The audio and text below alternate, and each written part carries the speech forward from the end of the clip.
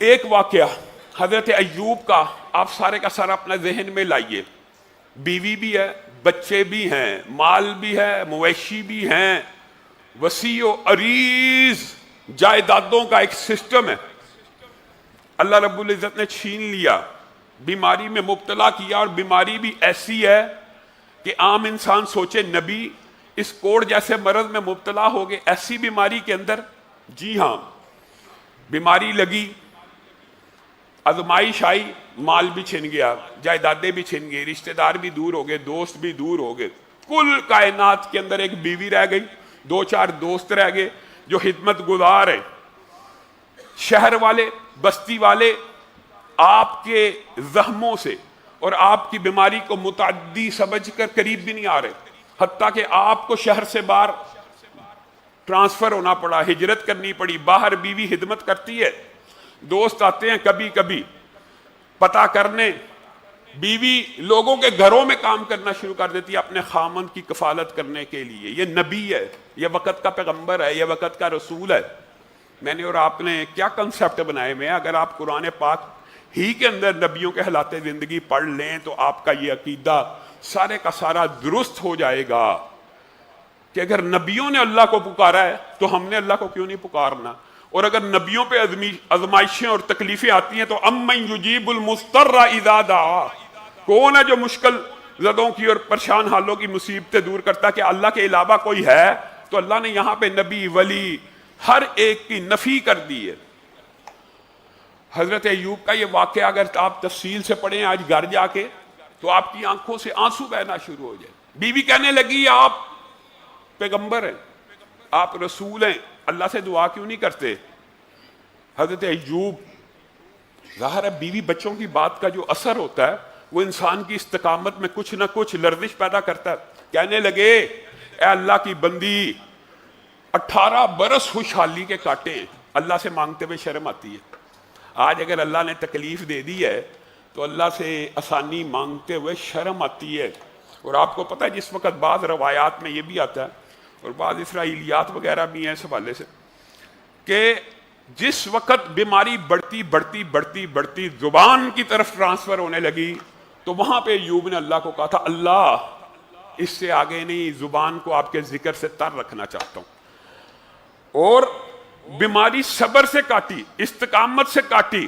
17-18 سال خوشحالی ہے تو 16-17 سال بیوی کو صبر کا حکم دیا.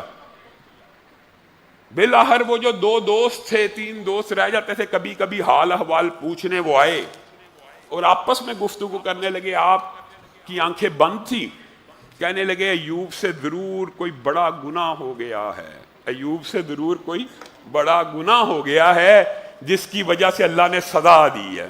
ایوب کے دل کو چوٹ پہنچی.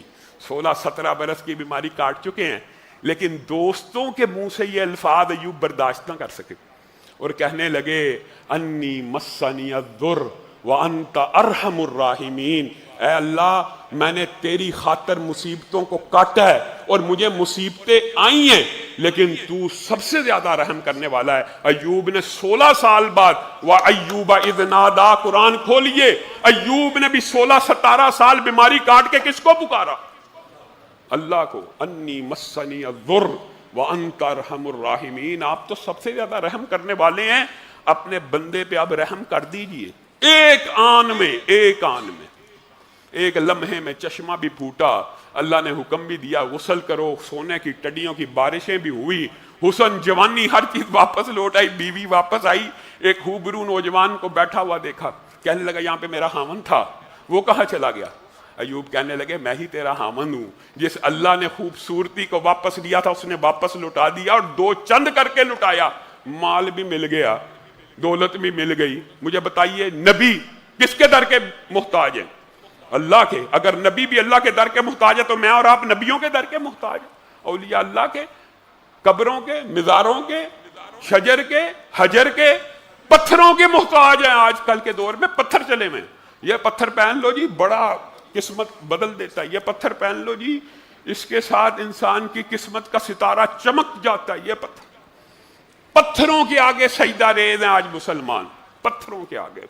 اور باتیں کرتے ہیں لوگوں کو ہندوؤں کو، یہ ہندو بت کی، آپ تو پتھر کی پوجا کرنا شروع ہو گئے ہیں. اور بت کے پیچھے بھی کسی نیک انسان کی داستان اور ہسٹری تھی، اور اس بت کو بھی مجرد مٹی کو پوجا نہیں تھا جاتا، اس کے پیچھے رام کی داستان ہے، مختلف سٹوریز ہیں جو نیک لوگوں کی ہیں. یہاں پہ آپ براہ راست فیروزہ پہن لو، یقوت پہن لو، آپ کی جی قسمت کے ساتھ بیٹھے ہوئے یہاں پہ جادوگر، بے ایمان کاہن. آپ کی میں نے پرسنالٹی کا جائزہ لیا، آپ کو یقوت اچھا لگے گا اور یقوت آپ کی قسمت ہے. آپ کو فیروزہ بڑا سوٹ کرے گا، آپ کو جی یہ پتھر سوٹ کرے گا، زرکون بڑا اچھا رہے گا. انا للہ و انا الیہ راجعون. یہ آج کل ہمارا کنسیپٹ ہے، اور ہم اللہ سے تبدیلی کی امید چاہتے ہیں، اور چاہتے ہیں ہمارے حالات بدل جائیں.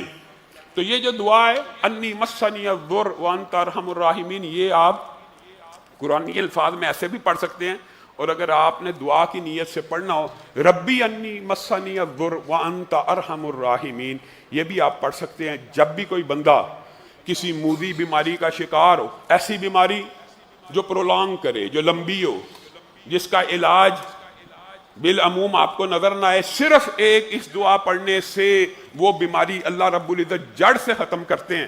اور نہ صرف بیماری ختم کرتے ہیں بلکہ اس کے متبادل بہترین صحت بھی عطا کرتے ہیں.